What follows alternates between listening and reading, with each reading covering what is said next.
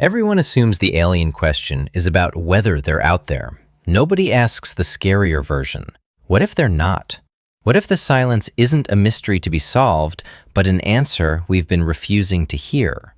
What if the most accurate description of our situation is that we are alone, completely and cosmically alone, the first intelligent civilization in the entire 13.8 billion year history of the universe? Most people hear that and feel relief. That actually makes them uncomfortable. It should, because once you follow the logic, the implications are not comforting at all. Start with the numbers. There are an estimated 200 to 400 billion stars in the Milky Way alone. Roughly 10% of them are likely to host planets in the habitable zone. The galaxy is approximately 10 billion years old. A civilization capable of traveling at just 1% of the speed of light could explore every corner of it in about 10 million years. That is 1/10 of 1% of the galaxy's lifespan. The whole galaxy could theoretically be explored or colonized in about 10 million years, enough time for that to have happened many times over in Earth's history. And yet, there is nothing.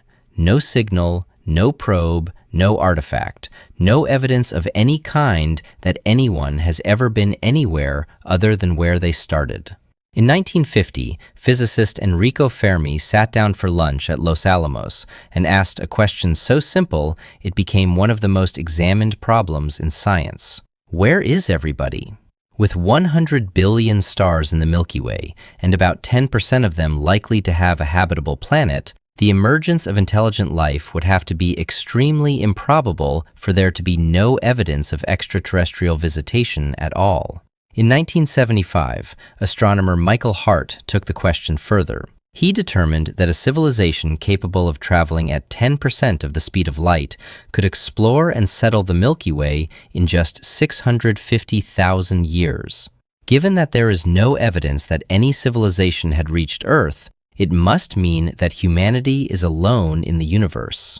Then Robin Hanson added the piece that makes this genuinely hard to sit with. He called it the Great Filter, the idea that somewhere between dead chemistry and an interstellar civilization, there is a barrier so difficult to cross that almost nothing makes it through.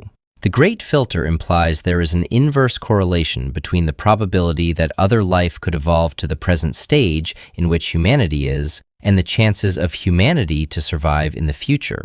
And here's the question that splits physicists down the middle. Is the Great Filter behind us or ahead?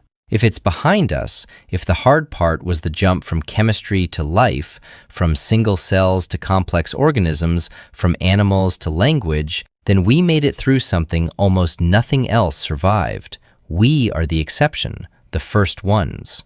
The universe spent 13.8 billion years getting to us. If the filter is ahead of us, the silence means something different. It means every civilization that reached this point eventually stopped, and we don't yet know why. The two possibilities sit on opposite ends of the same silence. Either we are the universe's first attempt at understanding itself, or we are the latest in a long line of civilizations that didn't make it far enough to leave anything behind. The universe isn't hiding the answer. We just haven't decided which one we're ready for.